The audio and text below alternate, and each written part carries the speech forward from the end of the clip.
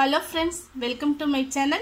நாம இப்ப பார்க்க போற ரெசிபி என்னன்னு பாத்தீங்கன்னா மிக சுவையான குல்ஃபி ஐஸ். பாருங்க செம டேஸ்டியா இருக்கும். நம்ம கடையில வாங்குற குல்ஃபி ஐஸ்ல வந்து கார்ன்ஃப்ளவர் மாவு mix பண்ணுவாங்க. இது வந்து நம்ம முந்திரி பருப்பு அரைச்சி பால்ல கலந்து செம டேஸ்டியா நம்ம செஞ்சிருப்போம்.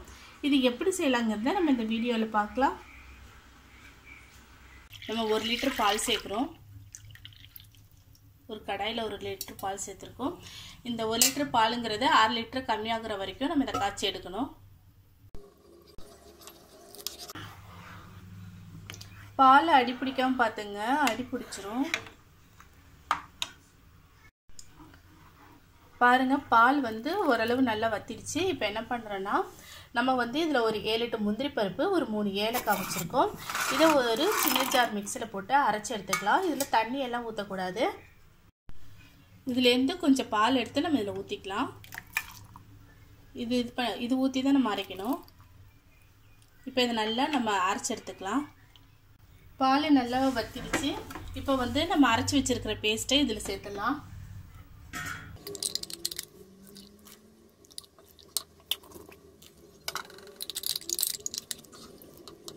இது கூட பிஸ்தா பருப்பு,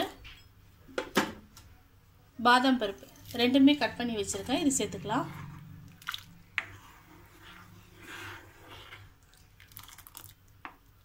இது ஒரு 5 மினிட்ஸ் அப்படியே சிம்மில் வச்சிடலாம். இது கூட ஒரு 5 டீஸ்பூன் சர்க்கரை சேர்க்குறோம். உங்களுக்கு இனிப்பு எவ்வளோ தேவையோ அந்த அளவுக்கு சர்க்கரை சேர்த்துக்கங்க. இது அப்படியே ஒரு 5 நிமிஷம் அப்படியே வச்சிடலாம் சிம்மில் வச்சு. பாருங்க நமக்கு சூப்பரா ரெடி ஆயிடுச்சு. இது ஆறும்போது இன்னும் வத்தும். நம்ம இதுல வந்து குங்குமப்பூ போட்டுக்கலாம். பாருங்க நல்லா ஆறிடுச்சு. பாருங்க எவ்வளவு கெட்டி ஆயிடுச்சுங்க. இந்த மாதிரி மோல்ட் இருந்துச்சுன்னா ஊத்திக்கங்க.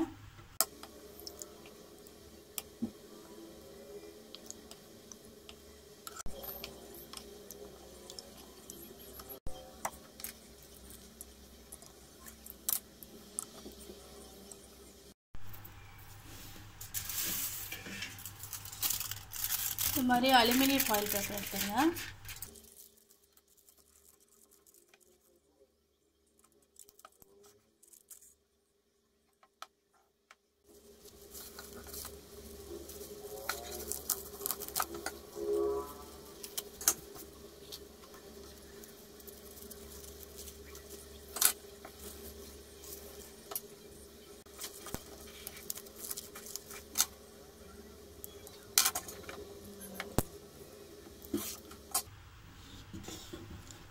இப்போ இதை ஃப்ரீசருக்குள்ளே வச்சிடலாம்.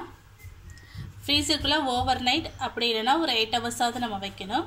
அப்போ நமக்கு சூப்பரான குல்ஃபி கிடைக்கும். பாருங்கள் நம்ம ஓவர் நைட்டு ஃப்ரீசரில் வச்சு எடுத்தாச்சு. இப்போ வந்து இதை வந்து ஒரு பாத்திரத்தில் வந்து நம்ம தண்ணி வச்சுருக்கோம். இதை எடுத்து இதுக்குள்ளே வச்சிடலாம் ஒரு 2 or 3 மினிட்ஸ்.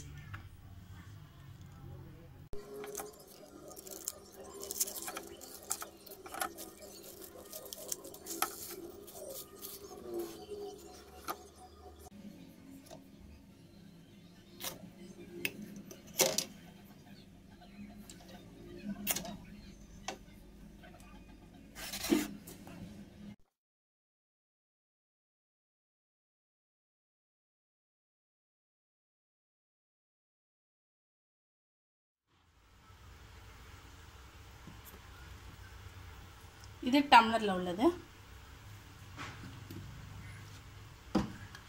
பாருங்க நமக்கு சூப்பரா குல்ஃபி ஐஸ் ரெடி ஆயிடுச்சு. இதை நீங்களும் ட்ரை பண்ணி பாருங்க. ட்ரை பண்ணி பார்த்துட்டு ஃபீட்பேக் சொல்லுங்க. இது மாதிரி மேலும் நல்ல ரெசிபிக்கு மறக்காம கீழே உள்ள சப்ஸ்கிரைப் பட்டனையும் பெல் சிம்பலையும் அழுத்துங்க. Thank you.